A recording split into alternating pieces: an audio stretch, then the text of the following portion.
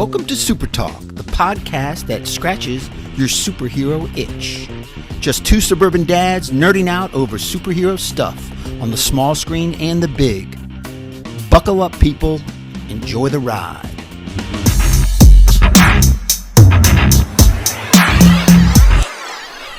What are we doing a thumbs up, thumbs down for? Was it good? Was it not good? Yeah, I know. You got to find out. Yeah. Welcome, YouTube. Big Wakanda Forever review today. Let's get into it. Professor, like a gentleman, are you ready? Yes, sir. Yes, sir. And welcome to Super Talk, the weekly podcast dedicated to news and reviews of comic book media on the big and small screen. This is episode number 95. I'm your host, Brian Professor Pettis, and with me, as always, my illustrious co-host, Titanium Tony Estrella. Titanium One. It's here. Wakanda Forever is here. It's not forever, but it's here. Yeah, So- we got a lot to talk about. We're going to do a big review. Spoilers ahead, ladies and germs. We're definitely going to spoil the shit out of this. We got some exciting things to talk about. Plus, hopefully, I don't know. Usually, I have to give the professor props for calling something, 6 months ago, 3 months ago, a year and a half ago, which he usually does.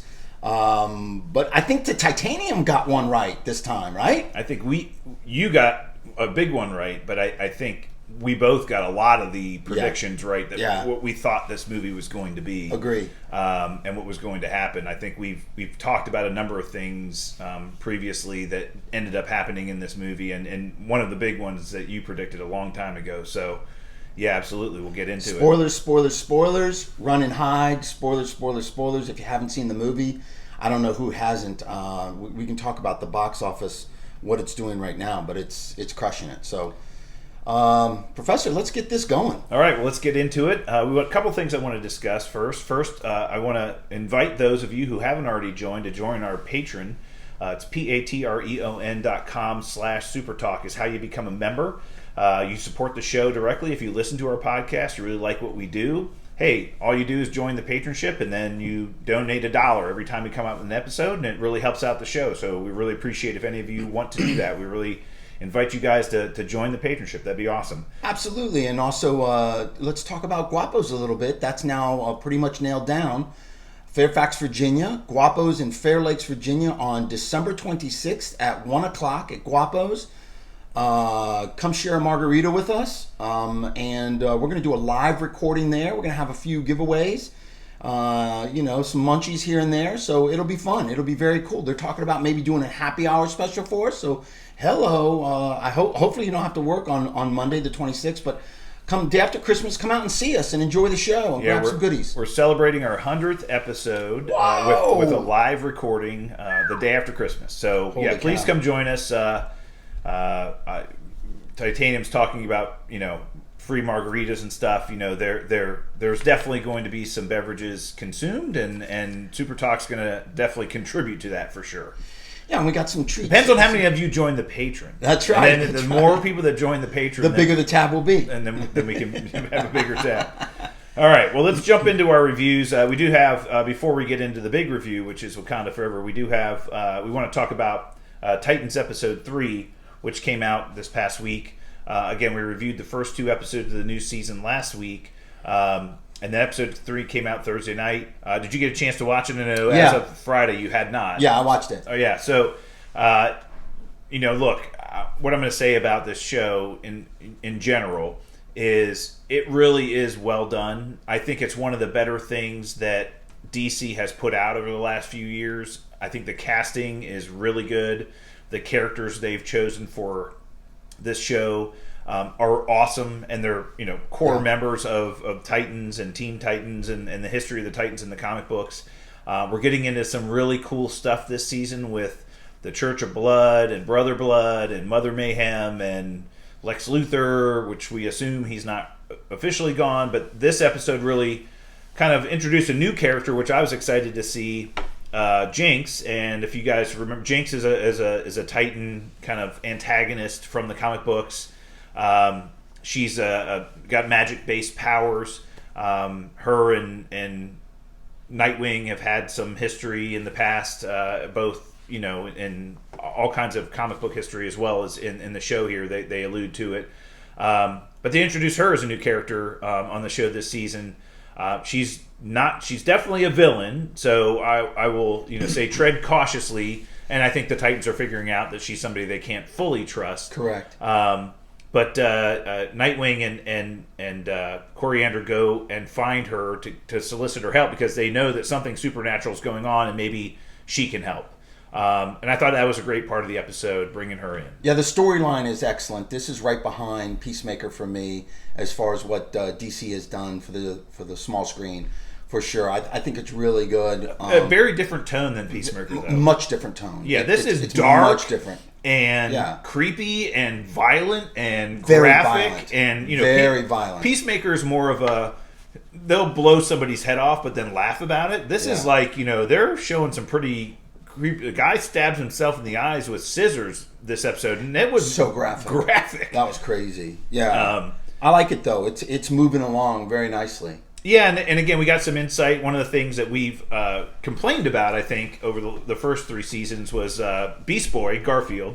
They really didn't do much with his character and his powers over the first 3 seasons. The only thing he ever turned into was a tiger. Yeah. And now he's turned into other things here recently, and he's getting some insight into why he has these powers. And, Mm-hmm. he's a Native American. They've painted him as a Native American character, and his Native Navajo.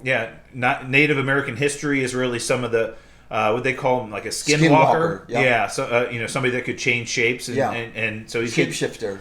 I think he's his ancestors are speaking to him now in the episode, which is kind of helping him out. So that very cool, really cool. I thought that was great with the episode. Raven doesn't have her powers; they've been stolen by Mother Mayhem and stored in some crystal. We don't know what for, and so there's a lot going on.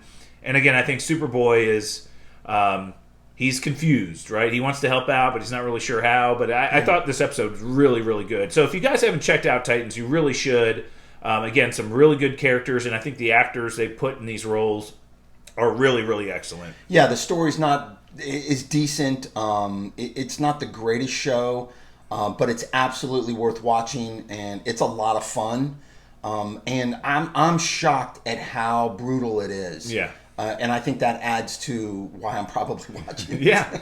And again, the costumes are great. Yeah. I think, the fact that we're seeing these DC-based comic book characters portrayed, the special effects, they've definitely invested some money in them. I think it's really cool. So go check it out. It's definitely, and again, I don't know how this fits into the larger scheme of things. I think thus far what we've seen from DC is they have these, I'll say, HBO Max television-based properties like Titans, Standalone. Peacemaker,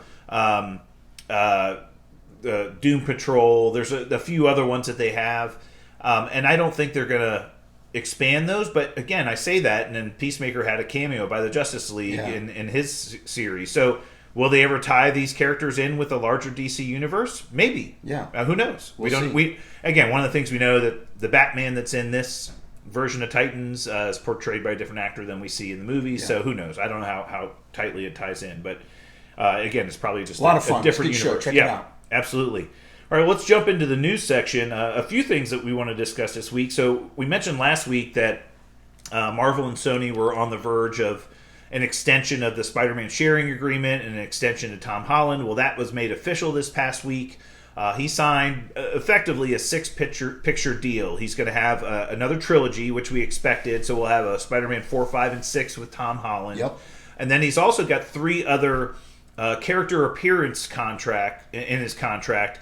We largely assume, at minimum, he's going to be in Kang Dynasty and Secret Wars. Yes. The real question is, well, what's the other movie or project? And again, I don't know if it's necessarily a movie. Could he be in Daredevil Born Again? Right. That would be like super cool, right? Yeah. If he was in a street level Disney Plus show, right? Yeah, I mean, the amount of money they're paying him and stuff, I don't know if they would put him in a Disney Plus show, but that would be extremely cool.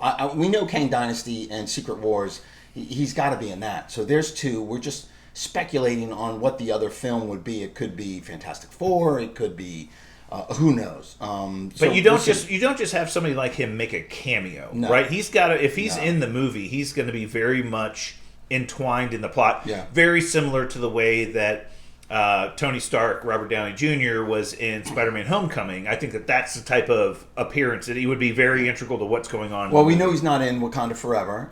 Yeah. And we know he's not in Ant-Man and the Wasp: Quantumania, because Right. that's already in the can. I don't see him in Guardians. I don't see him in the Guardians, Marvels, no. right? So we just don't know. Marvels would be a stretch. That would be a shock. So we just don't know. Captain America 4, maybe? That would probably be my number one guess as the third movie. But we'll see. Who knows? That would make a lot of sense, as a matter of Sure. fact. Yeah. All right. Well, great for Tom Holland. Great for Marvel. Great for Sony. Great for us as fans. You know, Yeah, great he's for us. he's I love him as fantastic, Spider-Man. and you know, I think the world has never, I think, exceeded their appetite for Spider-Man. I think everything we get from that character is very well received and Right. liked, and so the more we get, the better. So Correct. Great announcement of that deal. Another piece of news hit this week, and it really just, and I want to talk about this for a little bit, ramped up some speculation about what this means. So Owen Wilson's Mobius character from Loki is going to be in Deadpool 3. That threw me for a loop. When I Yeah. sent that to you, I was like, That's it. I love the character, and I said, man, I love the character. This is great news, but What was the how? first thing I said to you? Like, I said, why? Yeah, I said, why is he in that movie? How is he in it? So now there's all kinds of speculation out there about what this means, and I think we've talked about this before about how they might introduce Deadpool into the MCU, knowing that it came from another universe, and we're like, well, this is the multiverse saga. Are they going to bring him from the Fox universe into our universe, and this is now he's just going to be here, or has there always been a version of Deadpool here? We just never knew it. We're not really sure, but now that we know, two things we know for sure. Hugh Jackman and Wolverine are going to be in the movie. Yes. And Owen Wilson's Mobius is going to be in the movie.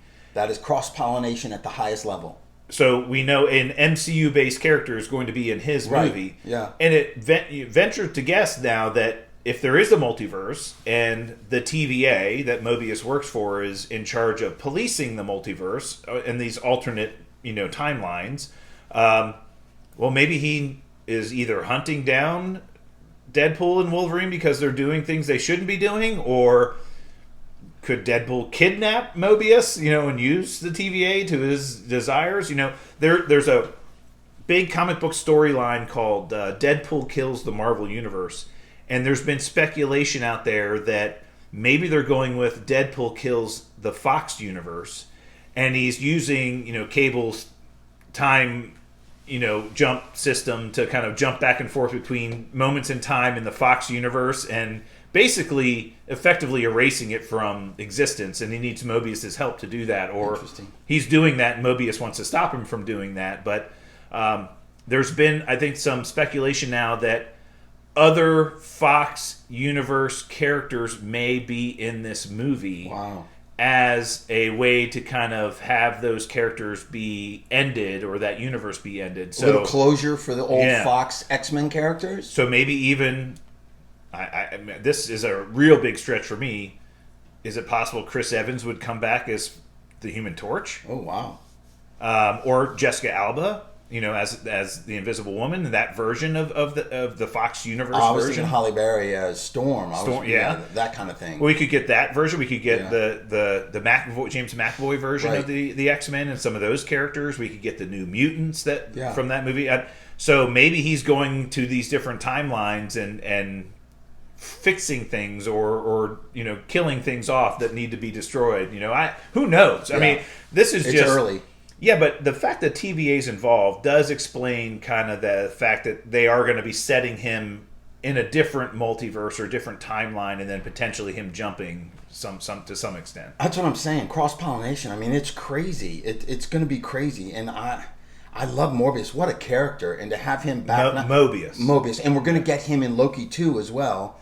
So how great is that? Yeah. I mean, it's going to be so interesting. Hey, does Loki 2 come out before Deadpool 3? Oh, yeah. Yeah? That comes out this next summer. So maybe we'll get a little insight after Loki 2. Yeah, Loki 2 is going to be a direct follow-on to Ant-Man and the Wasp: Quantumania. So we're going to get that in March. And then I think Loki Season 2 is scheduled to hit in the summer. So, nice. I mean, I think it's going to be a direct follow-on to what happens in Ant-Man and the Wasp, and I'm sure Kang is involved in season 2. But at the end of that, does Mobius hear something or find something out about Deadpool or that timeline or whatever? Who knows? Yeah. Captain Carter is our bane of our existence. Yeah, she's not I guarantee you she will not be on the front line next show. She's been demoted. We'll have to demote her until What If season 2 We're kicking her off the Illuminati. She's taking a back seat. That's right. All right, and then another piece, and we're going to get into our Wakanda Forever review here in a minute, but I did want to speak a little bit about the early box office returns. Again, it is Sunday, the day that we're recording this show, so we still have another day left in the box office totals, but they are tracking towards a $200 million weekend. Yeah. I think Thursday, Friday, and early Saturday returns already marked them as the sixth. Was it the 6th or 7th highest opening weekend in Marvel history, which is pretty big. So this movie's good. I mean, you and I have talked about this. Whether people like it or not, whether the critics like it or not, whether the fans like it or not, whether you and I like it or not, it's going to do very well in the box office. Yeah, it's going to do very well. We called that very early, and it should. I think it's one of the most anticipated Marvel movies coming out, and it's the closure of Phase 4. I think a lot of people want to see this movie and will multiple times. I'm considering going to see it again. So we'll see. But yeah, I think it's going to do well. I think I heard 180 million. Yeah, north of 180 is what I heard. Yeah, and 330 globally. So that's already blown away Black Adam. I mean, or right up there with Black Adam after 3 weeks in the theater. So it's interesting. It's going to be a cash cow for sure. Oh yeah, I mean, I think you and I predicted that this will do close to $1 billion worldwide when it's all said and done. I think people have been looking forward to this film for several reasons. To your point, I think one of the primary reasons was how are they going to move the story forward without Chadwick Boseman? How are they going to pay a tribute to him, and then kind of what is this whole plot with Namor and the Taliban? Yeah. So, it's going to do very well. So I think, in a couple of weeks, we'll still be talking about the box office for this movie, probably all the way up until Avatar comes out in early December. Correct. I think this movie is going to continue to dominate. And we'll keep updating our audience on where it's at for sure. Yeah. Absolutely. All right, well, let's get into the review. Spoilers. Spoilers. Spoiler warning, if you have not yet seen the movie and you don't want to hear our thoughts, we will probably reveal some things that likely, if you've been on the internet, you might have already seen. But if you don't want to hear any specific details, tune away now. Come back and listen to our review after you've had a chance to see the movie. We're going to give you our kind of overall impressions, and we're going to talk about a few things from the film as well. So, overall, what did you think, Titanium? Overall, yeah, I loved it. I mean, I was very skeptical, and I had low expectations going in. As we talked about leading up to this, I felt like it was going to be a very long memorial, a funeral, a very long, drawn-out, emotional, sad, big downer of a movie. And although that theme was consistent throughout the whole movie, I felt like the way they wove it in was classy. Respectful, and I thought it did a really good job. Overall, I really like this movie. Did it have some issues that I have issues with? Yes, and we can get into my pros and cons. Yeah, we'll definitely get into that. Overall, for me, it exceeded my expectations, and to your point, my expectations were pretty low. I was concerned about this movie. Yeah, I had some serious concerns about the length. I had some serious concerns about the storyline and the plot, some of the characters that were going to be in the movie, what they were going to do with those characters. So it exceeded my expectations. I liked it. I didn't think it was great. It wasn't one of those blockbuster Marvel movies. I thought it was really good. Probably one of the better movies they've come out in Phase 4, and you and I are going to rank our Phase 4 movies here at the end of the show. But there's a lot of little minor things with this movie that just got me, that just kind of bothered me. Really? And we'll talk about some of those, but I thought it was good. I thought it was good. And so I would put it as great. I mean, I thought it was great. So do you think it's one of your top 10 Marvel movies? Well, that's tough. I Because haven't that's even what I looked would at that. consider great. Okay. You know what? I think it was not as good as the first Black Panther, but most sequels really aren't as good as their original films. But I think it's up there. I got to take a look at that. But I thought it So was when great. when I think of great, there are movies I can't wait to see again. There are movies that I will watch multiple times and have watched multiple times and never get tired of them. Like Endgame, Infinity War, the original Avengers, the original Iron Man. Yeah. These are movies. Captain America: Winter Soldier. Every time that movie's on somewhere, I'll just start watching it again. These are just iconic, classic movies, and they are, in my opinion, great. I will see this movie again. My family wants to see it. I'm sure we're going to go see it again next week. But after I see it twice, will I be like sitting on the edge of my seat waiting for the Disney Plus release? No. I probably don't need to see it again after I've seen it twice. I will. I definitely will. If it's on, especially on Disney Plus, I will check it out. And if it happens to be on FX or something, because they seem to play those old movies, I'll stop and watch it again. I really will. I thought it was that good. I really liked it a lot.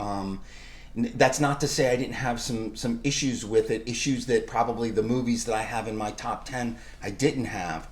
So let's get into some of those. Let's talk about some of the plot holes, some of the just challenges and issues with the movie in general. I wrote down a few on the show notes, but you said you and I have the same issue with the major issue that we both agree on, and that is time. Yeah, the movie was just a little too long. It was a little too long.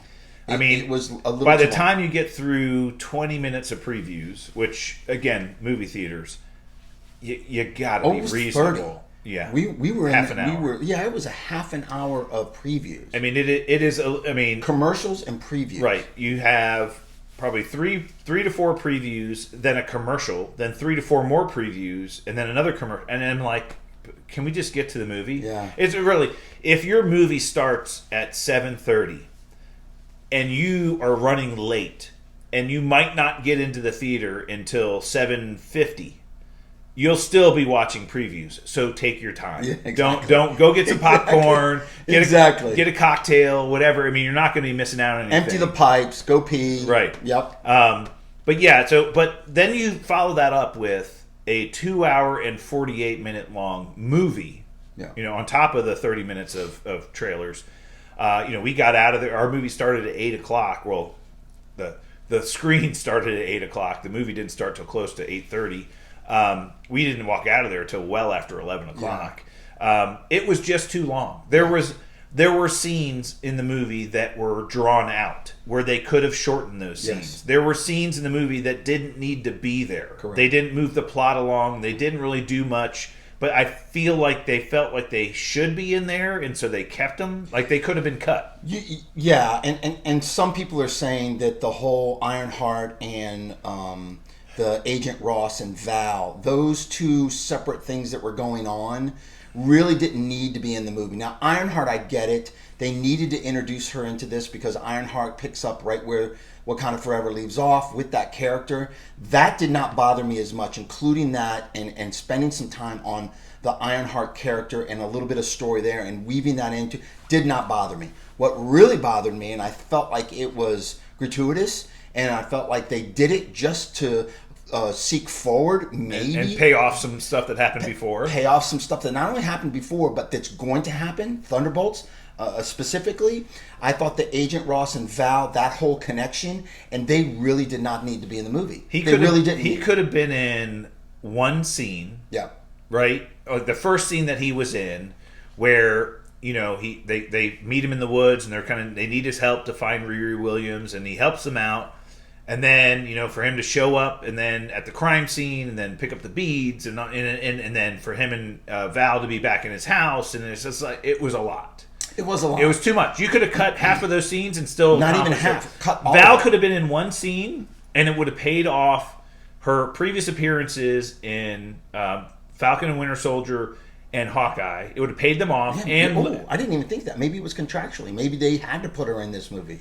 But she could have been in one scene. She didn't need to be in 4. I get it. Right? So... Or, my opinion, she didn't need to be in any of it. Right. It didn't move the story forward. They were obviously setting up some stuff that they're doing with Thunderbolts. We find out that they were husband and wife. They were married. Yeah. Crazy. And she's the director of...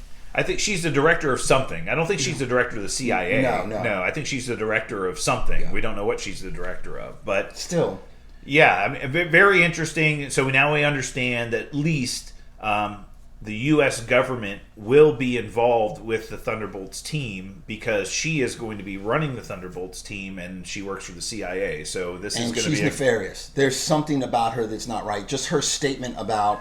Can you imagine if vibranium got and we had that? What bad they could do with that? And she goes, I dream about it every night. I can't wait to get my hands on it. So she's got a little edge to her, but it didn't need to be in this movie. So that was one of my big cons as far as I'm concerned. Yeah. Too long, and those scenes really could have been eliminated. And you're right, some of the other scenes that were drawn out for emotional and to build tension really could have been cut a lot shorter. Could have been like just a couple of sentences between two characters and then move on. Yeah. And it was like, instead it was a 15-minute scene with M'Baku and Shuri, and it's like, okay. Yeah. We understand where you're coming from, right? You know? A lot of that. There's a lot of that. And you'll get this, people, when you see the movie, you haven't seen it yet. You're watching scenes and you're like, okay, where's this going? Why are we talking about this right now? It kind of bothered me, but I get why they spent so much time on Okoye. I think that they kind of rounded that character out, and she definitely had a character arc in this movie that I think is setting up her special, her standalone for in the future. So I get that. She's kind of kicked out of the Dormalize. Chances that her series on Disney Plus is named Okoye and the Midnight Angels. Oh, strong. Right. Yeah. I mean, that's what they set up. Yeah. One of the big plot holes that I, and this just, when we first heard about what was going to be happening with this and we saw some of the trailers, I'm like, okay, I know there's water in and around Wakanda. We've seen it in the movies Major before. river, yeah. But Wakanda literally is in the middle of Africa. Yeah. So when they show the meteorite, the vibranium meteorite touching down in the first Black Panther movie, it lands literally in the center of Africa. Yeah. And now you have a water-based attack race of individuals who now not only, we assume they live in the ocean. Again, that's an assumption because there's beaches that they're walking off to and from to kind of get to where they live. So where are these beaches in relation to Wakanda? How close are they? How can they get from the ocean to Wakanda? Because they were coming in there with, by the way, most rivers that I know of are freshwater. Mm-hmm. And they're coming in there with whales and sharks. Well, not sharks. Orcas. Orcas and whales and all these other that are saltwater animals, right? And they're coming up into Wakanda. They're riding them. They're like using them to traverse the waterways, and they're saltwater animals in a freshwater area. Yeah, I didn't. And then Wakanda at one point in time, the movie decides that they need to kind of draw out the Talokan, and so they get on this massive ship. And this massive ship, I don't know how a ship that big gets into a river, and then it kind of comes up from underneath the surface of the water, and they get on this massive ship, and then it's in the ocean. Somebody needs to explain how this all happens, right? Like how you get to and from Wakanda, to and from the ocean from Wakanda, and how saltwater creatures can survive in freshwater rivers. That just, again, it seems, and people out there are probably saying, look, Professor, this was obviously something they wanted to do for the movie, so they just made it happen. Right. You don't have to worry about the magic behind the Professor, scene. There's a guy with wings on his feet. Right. Come on. Well, I mean, but it's just one of those things that Take kind it of for comic book lore. Bothered me a little bit. I get you. That's okay. I get you. It just was like one of those things that's like, okay, if Wakanda were on the coast, I get it. Yeah. Right? It makes a lot of sense. That didn't bother me as much, but I feel you. But that did not bother me as much. What bothered me is M'Baku in the king ritual. Like, what was that all about? Like, is he now the ruler of Wakanda? A lot of unanswered questions. What happened there? I'm still So confused. let's explain it to the audience. Near the end of the movie, after whatever happens, they do, they go through the whole ritual that T'Challa did. In the pool where with he the fought waterfall, Killmonger, where all the tribes are there. He's got to await challengers presenting of the king, right? And the ship rolls up, and Shuri's supposed to be coming up. Princess Shuri's supposed to be coming off, and M'Baku comes off and says, "Princess Shuri will not be coming today," and I'm here to challenge for the crown. And so the assumption we make as an audience is, she has no desire to be king of Wakanda or queen of Wakanda, right? That she's foregoing the crown, and that he's going to be king of Wakanda in her stead. Does this mean he is the king?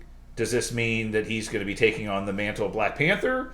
Does this mean that she's going to stay Black Panther, but the king is going to be somebody different? You're talking about river freshwater against saltwater orcas. And this bothers me a lot more than that. Yeah, and I get where and they never answer the question. They never answer that question, and that is I think is a huge plot hole that's wide open for interpretation. So, really bothered me. Yeah, and one of the things that, again, you and I've talked about this before. Shuri did become the Black Panther at one point in time in the comic books, and when we first discovered, or at least learned, that she was going to be the Black Panther, I was like, wow, that was quick.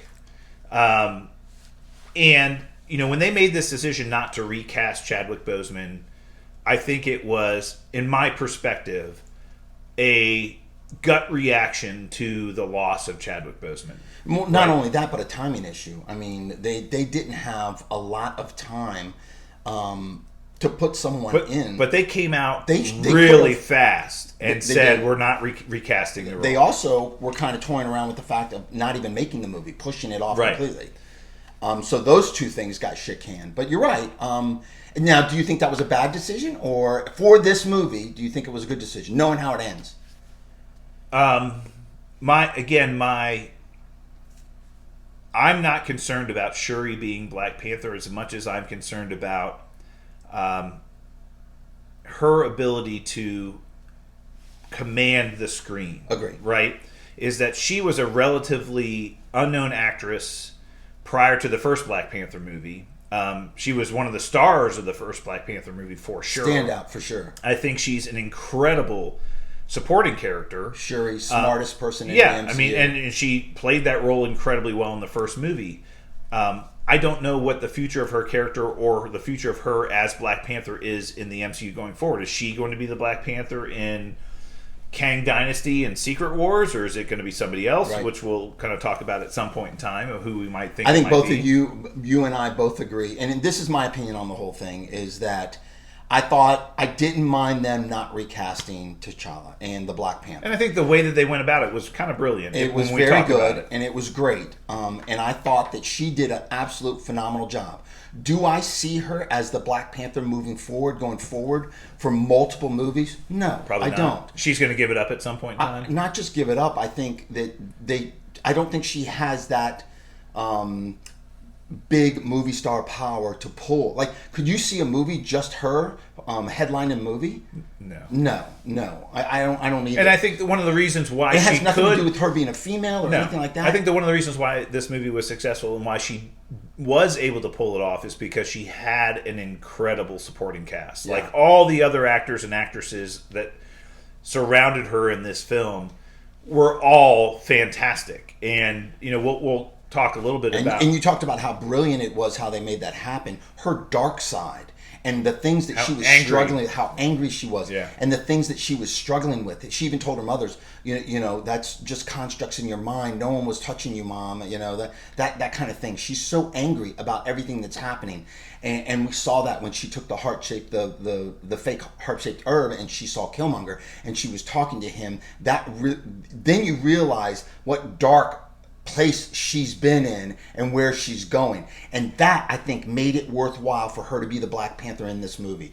I think that was a great incentive and a great motivation for her to become the Black Panther in this movie. Right, and I think she had kind of been portrayed in the movie as somebody who needed to become Black Panther so that she could get revenge. Not only avenge or basically make up for the fact she couldn't save her brother, which was, I think, something she struggled with personally. Yes. She felt like anybody that smart and that brilliant feels they could solve any equation, feels like they can fix any problem. Right. And she really took it hard on herself because she couldn't fix him. Very similar to Tony Stark. He always felt like he could fix things, fix the world, right? Build a suit of armor around the world, right? And learn from your mistakes, right? And I think that's something she struggled, but she wanted to become the Black Panther simply because she had to protect her country, but also she wanted to avenge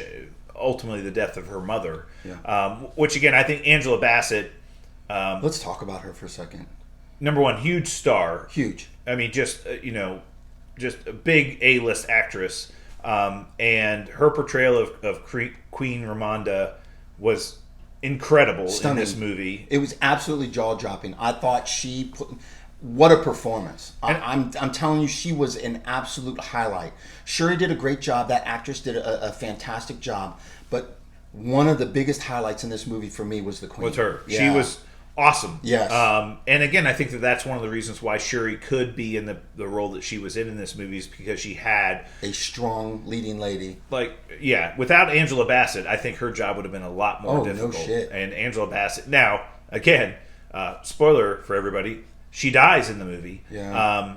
And I think that was one of the tipping points for Shuri was, I've lost my brother, I've now lost my mother, and I don't know what to do. Yeah. Right? It was like a real, oh my God moment for her. Yeah. Right? Yeah, I mean, her anger and the dark path that she goes down, I thought was brilliant. It was believable, and you could just see it in her character.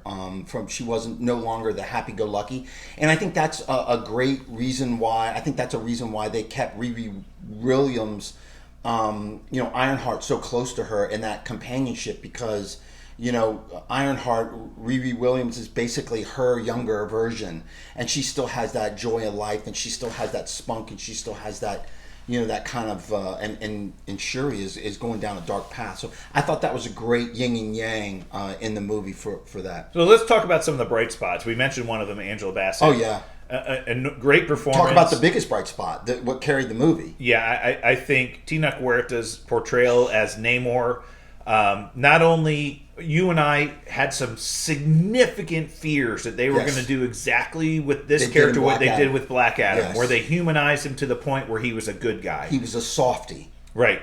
And they did humanize him. Yes. They did justify or give justification for everything that he does and everything he believes in and everything. It's all about protecting his people. He didn't kill the princess. He showed her his city. He showed her his people. He showed her respect. But gave her threatened the living crap out of her, though. No question. Yeah. But I'm going to kill the scientist, and I'm going to come and, if you don't want to align yourself with me, I understand, but your country is going to be the first one I destroy. Yes. Basically, I was like, yes. Yes. It was awesome. What a moment. What an absolute moment. Look, and I think that is Namor in a nutshell in the comic books. He is now, I think in the comic books, he's much more vain, much more, I want to say, he's much more of an asshole than this version was in the movie. The one in the movie, I think they basically said, look, he's not a bad dude, he's not a bad guy, but he is willing to do whatever it takes to do what he thinks is right. And that could be destroying things, killing things, and he does that several times in the movie. Exactly. Yeah. Exactly. And I was like, yes. Yes. They made him Namor. Yes. And that was the best part of the movie. And his portrayal of it. Awesome. And the twist, the Talokan, the world building. Let's talk about the world building. Brilliant. That they did in a short period of time was so believable. And you were on top of that story. You knew exactly what was going on. You felt like it was so, now I wouldn't say realistic, but it was so believable because his portrayal and his story of it was absolutely fantastic. I love the world fact building was tremendous. That they, and again, Marvel's done a really good job of this in the past, where they take, you know, a history of a character and like, yeah, we're going to redo this, and because it fits into the plot of the movie we're doing and it fits into the future of what we're going to do in the MCU. They established the fact that, you know what, Wakanda is not the only place on Earth that has vibranium. As a matter of fact, another piece of that same meteor hit in the Atlantic Ocean, and not only did it create this whole other world, it created another race of individuals. Yeah. And the backstory of this was brilliant. Yeah, where her mother, and this was thousands of years ago, her mother was part of a tribe in the ancient Mayan Aztec part of his mother, Central America. She was pregnant with him at the time, and smallpox was invading and killing her whole people. That's when Central America had been invaded by the Western world, Spaniards. And they brought smallpox with them, and they were all dying because of it. And their god, the jaguar god, spoke to them, right, and said, hey, you need to jump into this pool of water and go find this plant that's growing underwater. It looks incredibly similar to the heart-shaped herb, but it's now an underwater flower. Yeah. And you guys need to eat this. And when they ate it, it turned them into Atlanteans. They could no longer breathe air. They had to go. They basically were forced to go into the water, right? And that's what they did. They literally were like, "Oh my God, they somewhat died." But then when they woke up, they could only breathe water, and they had to jump in the water to survive. Brilliant. I mean, that was just brilliant. And the fact that they explained why he called himself a mutant, by the way, which was fantastic, off the charts. But he basically says, "My mother was pregnant with me when she ate the plant, and it turned her into an Atlantean, or we'll say a Talokan, but it changed me because I was already human. It mutated me, and I was born with fair skin. I was able to breathe regular air. I had wings on my feet. I can breathe underwater and regular air. Right, and so he explained that because it's eerily similar to Blade, right? And we're kind of getting into the history of Blade. Blade is not a vampire. His mother was pregnant with him. She was turned into a vampire when she was pregnant with him, which is why he's half vampire, right? He's a hybrid. He's a hybrid because he wasn't turned himself, right? But she was turned while she was pregnant with him. Almost identical to that, right? This is how Namor was born. Yeah. And it was brilliant. I thought that was just so awesome. The Namor storyline in this movie is off the charts. And they created this underwater city that was deep in the ocean. You had the parallels between Wakanda and Talokan are so great. Yeah. It is fantastic and so creative how they are mirror images in each other. They both thrive. They both have this special technology, this special vibranium that sets them apart. They're both cut off from the world, and Namor has a bone to pick because King T'Challa opened up Wakanda and allowing people told everybody about vibranium. Exactly. Like the world would have never known what vibranium is or who had it until your king chose to go public with it. And give Professor the props. This is what he said the storyline might be. That he was thinking that the kid from MIT, somebody found a way to track vibranium and find it, and it was Riri Wilson found a way to track vibranium. It was this one machine that she built, and it was tracking vibranium, and that's what led her onto this, and that's basically how the story starts. Yeah, the Atlanteans want the Wakandans to go hunt down this scientist, find her, and kill her. Yeah. Because they're like, she's the only one that can detect vibranium. Yeah. She's the only one who's figured it out. And if with her gone, we're good. Yeah. Another bright spot in the movie I thought was Riri Williams. I thought she was fantastic. I thought the portrayal of that character was great. Yeah.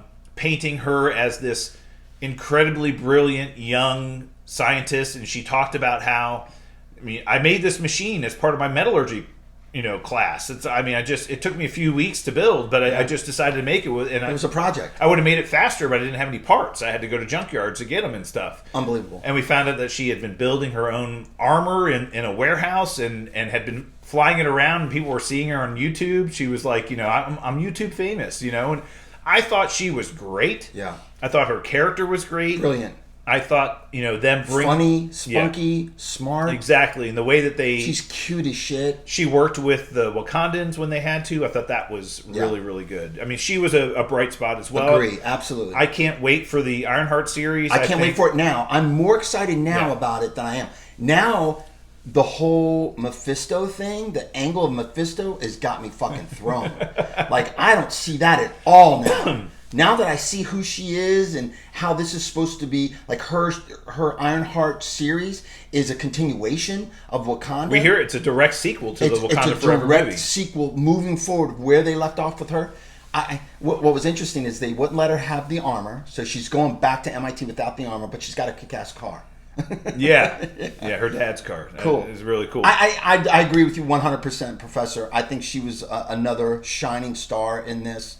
I thought it was great incorporation. Some people felt like they could have cut that all out. They only put it in there gratuitously to push the narrative of their show that's coming out. But I thought it made sense to me. I thought it was great. Well, and again, the explanation of her designing this machine that could detect vibranium was brilliant. Yeah. Brilliant way to introduce her, right? You called it. You called that way before. I think before the script was written. So, one of the other things I had a minor. So, the whole Midnight Angels thing. The Midnight Angels are comic book lore. I mean, they are a team of, or an offshoot of the Dora Milaje that are these kind of badass that have a little bit extra technology. The suits, look, they're not good. I know they tried to make them comic book accurate, which they did. They just don't look very good. Yeah, I didn't mind them. Too close to Iron Man suits, and just like, come on, a little too much there. That one got me a little bit.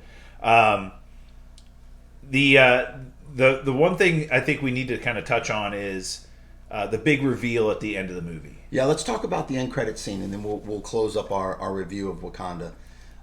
The end credit scene I thought was brilliant, but it opens up so many questions, and I think they did that on purpose. Like, it opens up so many questions. I personally, and I want you to explain it, but personally, that was the one scene to me that made me realize, okay, their choice not to recast T'Challa or replace Chadwick Boseman's T'Challa and recast that role, the way that they did this makes all the sense in the world now of why they did that. Of course. And I think it was brilliant in that... Huge spoiler, by the way, coming up, so... We're not going to lose the character.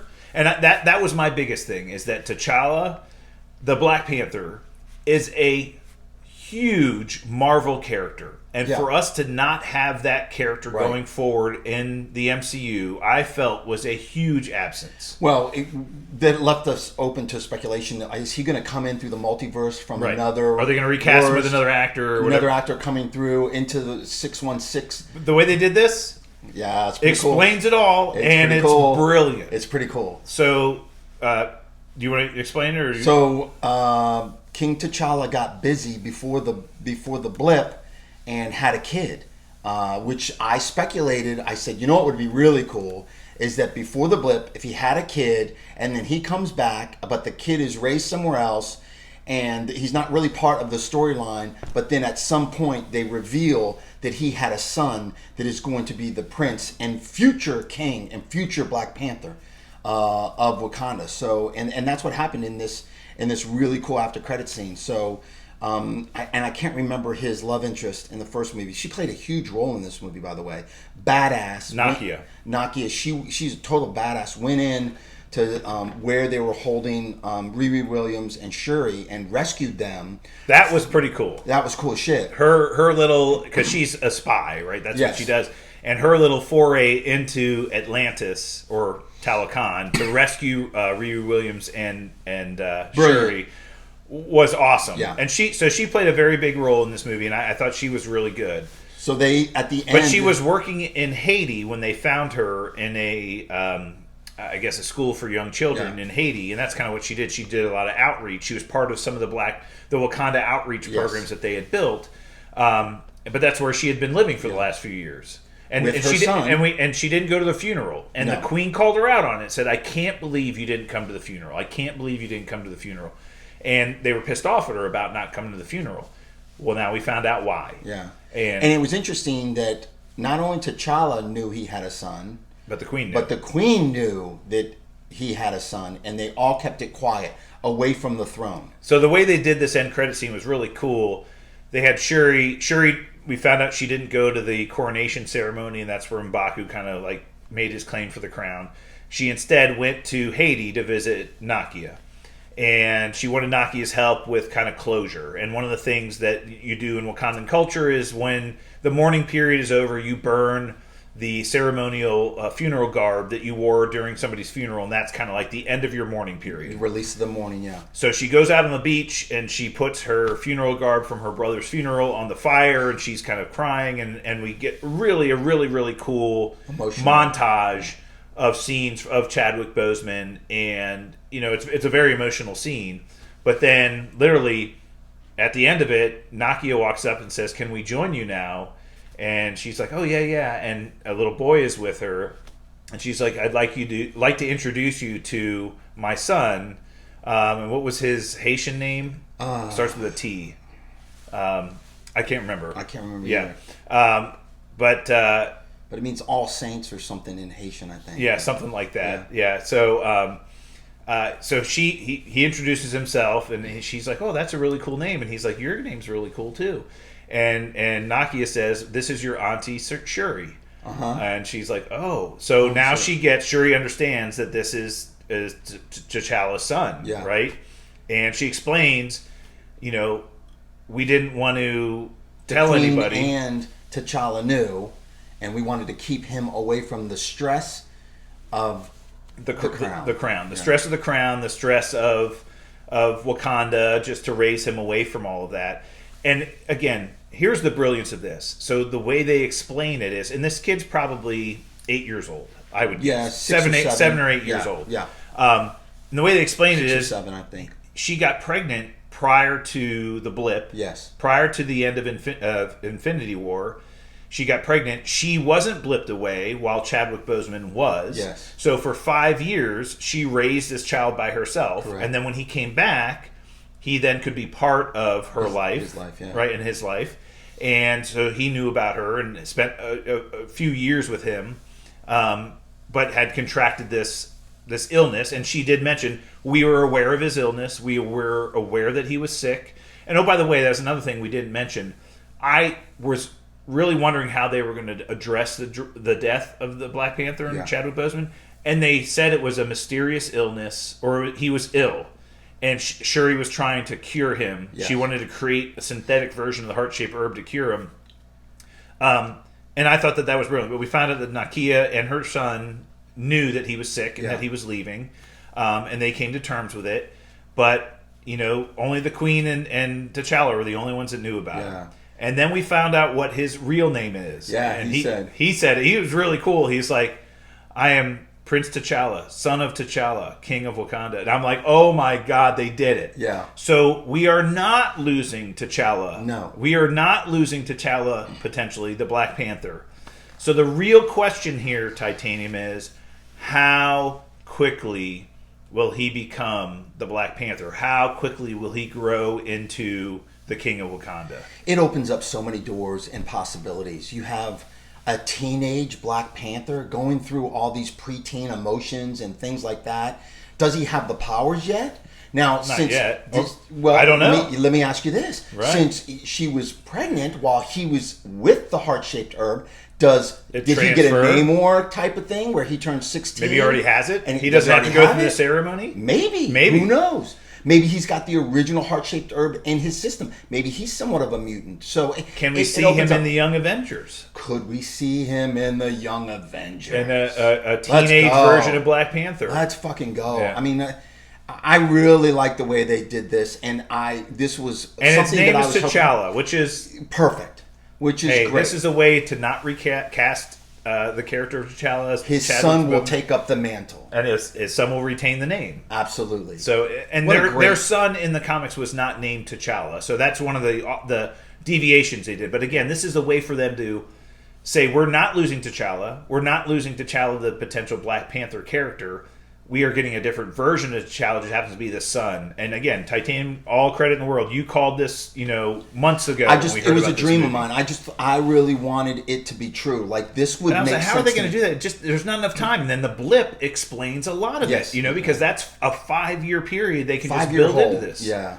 Right? And if she was pregnant when they first got together, it could be a year before they first got together, and then this happened a few years after the blip. Right. He's now 8 years old. He'll be a teenager before you know it. Awesome. Yeah. I mean, it really answers a lot of questions. I'm really glad they did that. Yeah. Great end credit scene. One of the best end credit scenes. And there wasn't a second one, so there was no allusion to any other Marvel projects, no allusion to any other movies, no previews, no absolute nothing. Final Phase 4 movie, and they did a great job on it. So. Yeah, and again, I think this movie did need to stand alone for a lot of reasons. Now, we say that, and we got Everett Ross and Val in the movie kind of teasing Thunderbolts. We got Riri Williams in the movie teasing Ironheart. So they did make some allusions to some future projects, right? But we got Okoye and M'Baku tension there. Okoye was fired as bald-headed devil. That's what he called her.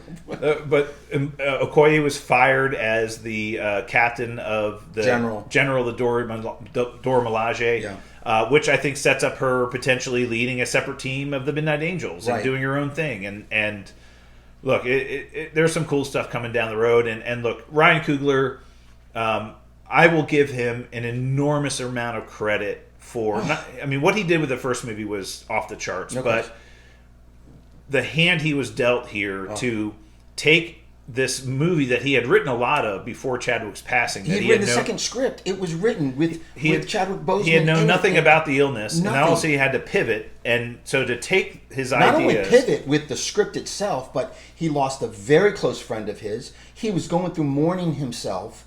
I mean, just brutal. And the pandemic. I mean, there was so much going on. And you could see that in the movie. Look, it showed in the emotion they showed. Every one of these actors and actresses, when they talked about losing him, you could see the real emotion on their faces in the movie. And so that's why I think it elevated me to a great movie.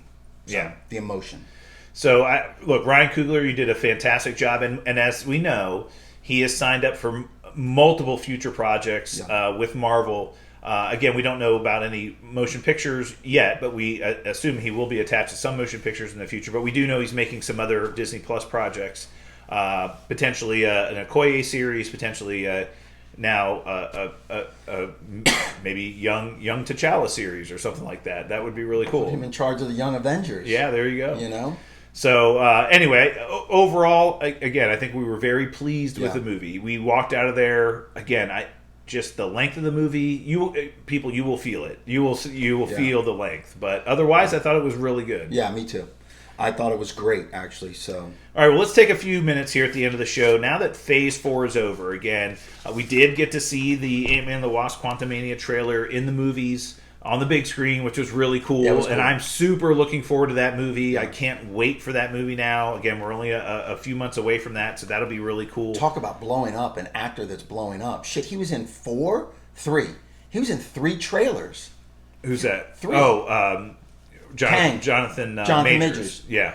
He was in 3 trailers. Right. Creed 3, that the World War II pilot the Korean movie. War movie. Was it Korean War movie? He's a pilot. Yeah. That and an Ant-Man. Yeah. Oh, man, he's blowing up, dude. Yeah. But yeah, so we got to see that, but that's going to be the beginning of Phase 5, right? So that's really the kind of the continuation of this multiverse saga. So at the end of Phase 4 now, we've gotten all the Phase 4 projects. Let's rank the movies. We already ranked the Disney Plus shows last episode, but let's rank the movies that we... 7 of them. Yeah, there's 7 movies in Phase 4. And I don't know how you want to do this. Let's start worst to best. Worst to best. Okay. My worst, personally, is Black Widow. I just thought that missed on so many levels. Yeah. It felt like they rushed the movie. The plot had enormous amounts of holes. Now, understanding they had an enormous... problem with the pandemic, and the release was delayed so much because of the pandemic, and probably didn't do as well in the theaters, and because of the pandemic, and the release on Disney Plus was early and simultaneous, and all these other things. Look, you can give as many excuses as you want. I don't care whether you release it in the theaters or on Disney Plus or simultaneous. It was not a good movie. No, and I think I love Scarlett Johansson. Me too. Love her. And I love the character, and I liked aspects of this movie were phenomenal, and their chemistry between her and Yelena, I think, was brilliant. But Taskmaster is not a leading villain, and I thought that the main villain, the Russian guy that was in control of the Red Room, was weak as shit. I didn't believe him. He didn't scare me. He wasn't a big presence on screen, and I think that's where this movie missed. Yeah, it just was the one that I enjoyed the least. Yeah. Okay. Right.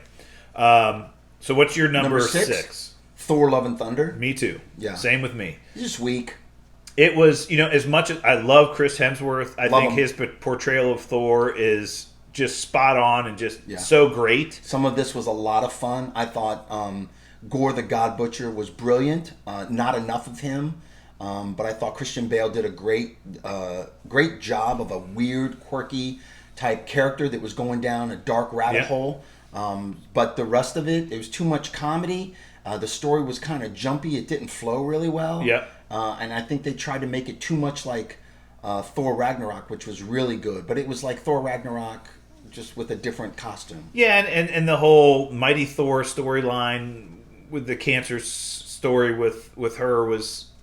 It was. I understand how they fit it in, but it just seemed out of place. Yeah. I had a lot of higher hopes for this movie, and again, I enjoyed it, but it wasn't like, my gosh. I mean, I'd watch it again, but not great. What do you got at number 5? Eternals. So, this is. What's your number 5? Doctor Strange in the Multiverse of Madness. Really? Yeah. That's below Eternals for you. Mm-hmm. So Eternals for me, I think characters were very good. Actors were very good. Story was a little weak. The whole kind of plot with, the not interfering Celestials really bothered both of us. Huh? Not interfering really bothered both of us. Yeah. Yeah, and a lot of like, why didn't they stop Thanos? Why didn't they, just a lot of the storyline didn't fit. I think I'm hopeful of what they're going to do with some of these characters from that movie in the future. Yeah. We know absolutely nothing about what they're going to do. We don't know where they're going to show up again. Right. We don't know what movie they're going to be in, what TV project they're going to be in. They made allusions in the end credit scenes with, Star Fox. Is he going to come in? We have no idea. They introduced the Black Knight, right. Which is a great nothing. character. We know nothing about the future of him. This was a movie that was very big, that made some big promises that we just have no idea where they're going with them. And visually, it was spectacular. It was really well. It was really well done. I thought it was really cool. The characters are really cool. Their powers are really cool. It missed on a few points. Yeah, missed a little bit. Yeah, and the story's a little slow at times, but it was okay. I got it at number 4. So your 4 and 5 are swapped with me. Yeah, I think. So you have Doctor Strange is number 4 for me as well. Yeah, I thought, again, the American Chavez character in this movie was gratuitous. I don't think it really, they kind of fit her in there. The story was a little wonky. I do like the way they portrayed Wanda as the bad in this. I thought that was cool. I thought bringing in the Illuminati and then killing them off was kind of bold and kind of shock value. Again, I like this movie. Don't get me wrong, and I'll probably watch it again, and I'm going to, because there's a couple of scenes in there that I want to make some notes on for the future. Well, that movie had arguably 2 of the most important characters to the future of the MCU in that movie. Yeah. Doctor Strange and Wong. Yeah. Wong is in everything. I mean, heck, he was just in She-Hulk. He seems to be in everything. Great character. But Doctor Strange, I think, is probably the most pivotal character in a lot of what Marvel's doing going forward. Not just with... Kang and Secret Wars, but again, we've talked about this, potentially doing a Midnight Suns and a lot of things, and having an actor like Benedict Cumberbatch play that role. I mean, we know there's going to be a Doctor Strange 3. We assume that Clea's going to be in it, and they're going to be going back to the Dark Dimension or something. We got to bring him back. Yeah, he's just too big of an actor. Yeah, he'll be in all the big movies, I'm sure. Give me more Wong. Yeah, Wong is great. Wong can't be Wong. Can't go wrong with Wong. No, too much Wong is not wrong. Another character like Wong that I want to see very badly is Darcy and Agent. Oh my God, his name. Kim? Is it? No. No, does the card trick. Yeah, I know who you're talking. Oh my God, from Ant-Man. Yeah. He's so great. Yeah. Those two, the chemistry between those two, I'd love to see like a, almost like what's that? X-Files? X-Files. Yeah. How cool would that be? Like they do like superhero X-Files and those two work together. That'd be cool. That'd be a great show. That'd be a really cool show. Woo. Yes, Agent Woo. Jimmy Woo. Jimmy Woo. Yeah. I love him. Give me Wong, give me Woo. Yeah. But yeah, I think that movie missed a little bit for us. Again, not a bad movie, No. just not great. Yeah, I like both of those. So at 5, I got Doctor Strange, and at 4, I got Eternals. Who do you got at number 3? Shang-Chi. Yeah, me too. Yeah, that again, to me, the introduction of the Master of Kung Fu, the Shang-Chi character into the MCU is great. Oh, great actor. I mean, nailed the casting. Nailed it. Awesome. Nailed the casting. I think, again, they did some interesting things with the 10 rings and actually making them rings and them being kind of like this superpower that and again, in the comic books, not the way it is. The Master of Kung Fu superpower is that he's the Master of Kung Fu. He doesn't need these other things. But I have a feeling this character has a pretty big future in the MCU, and they're going to be doing some special things with him. And the tale of that, what gives that away is the director of this has been greenlit for Kang Dynasty. Yeah, Daniel Cretton is directing Kang Dynasty, and which tells me Shang-Chi is going to have a huge. He's going to be in it, and I he will get another movie, I'm sure, but I can't wait to see this movie. That is a movie and a character I am looking forward to seeing what they're doing more with. He just did such a great job with it. Shang-Chi and the 10 Rings of Time. Is that a known? No, title? It's dark web title. Oh, okay. Something about the Rings of Time. Oh, okay. Yeah. Just FYI. In Like case it comes true. Sands of an hourglass. Yeah. These are the days of our lives. I got it at number 3 too. All right. Yeah, it was easily number 3 so for me. you and I got the first two probably the same. Number 2 for me, and I think this is probably obvious for everybody what number 1 is, but number 2 would be Black Panther Wakanda Forever. I think of all the movies in Phase 4, this is the one that came close to delivering on what I feel an MCU movie should be, as far as like the hype and the promise of great action, great characters, great special effects, just everything and great story. Yeah. Again, the story had to be adjusted so dramatically with the loss of Chadwick Boseman. I think Ryan Coogler just nailed it. The movie was, again, very good. Easily the second best movie that was in Phase 4. No question. And again, we all need to understand Phase 4, all of these movies were affected by the pandemic. Yeah. At least whether it's early in shooting, late in shooting, theatrical releases, whatever it might be, the pandemic affected all of these movies. I think Phase 5 might be the first phase where we're not seeing some of those effects. Special effects, houses that are delays and all kinds of other things. But Black Panther Wakanda Forever, easily the second best movie of this phase. No question. I have it at number 2 too. It's right up there. And at number 1, both of us probably have a Spider-Man No Way Home. Yeah. And I'm going to say that Black Panther is a very close second to this movie. That's how much I like the Black Panther Wakanda Forever. And that's a big statement. No Way Home is a huge blockbuster movie. It had surprises, it had nostalgia, it was everything that a comic book fan wants, and I think Black Panther just almost touched it. I really do, and that's how much I like. Stretch for me, but I get it. I mean, but you got it at number 2. Spider-Man No Way Home, easily the best Spider-Man movie ever made. Easily, without question. Of all the Spider-Man movies that have ever been made, this is easily the best one. Easily in the top 5 of all MCU movies ever. Wakanda Forever doesn't even crack the top 10, I don't think, for me. But I think Spider-Man No Way Home, to your point, is exactly, delivered on fan service, delivered on nostalgia, delivered on acting, delivered on everything. Yeah. It was, the box office proved this. It was just one of the most successful comic book movies of all time, and deservedly so. I mean, that I'd watch that movie again right now. Yeah, like you could put it on right now and I watch it again. And Tom Holland deserves that multi-picture deal after Yeah. that. I mean, after his closeout of the trilogy there and the other movies that he did, they have a winner there, and it makes sense to keep that going. I mean, Spider-Man, like you said, I'll make a statement about No Way Home. Having Doctor Strange in the movie did not make it better.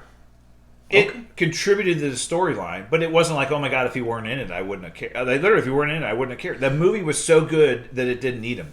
Okay. The other two Spider-Mans, if they weren't in the movie, would it still be in the movie? No. That was a huge part of this, right? It's a huge plot. Yeah, Right. huge part of that. And I think that's why And all Doctor the Strange nostalgia was villains. in it. Right. Yeah. But, this was, again, just Great movie. so awesome. You lost Aunt May. I mean, it pulled on the heartstrings.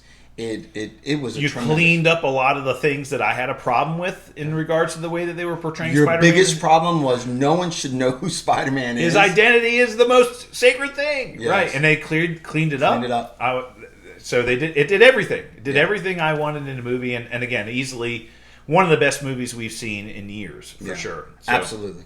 Well, Professor, great show. Let's wrap things up. The bell has rung. School is now officially over. All right, well, that's it for us this week. We'll be back next week for more Super Talk. To get in touch with us on social media, hit us up via email, supertalkpodcast@outlook.com, or at supertalkpod on Twitter. Until then, stay super, everyone. And we're out. Thanks, YouTube.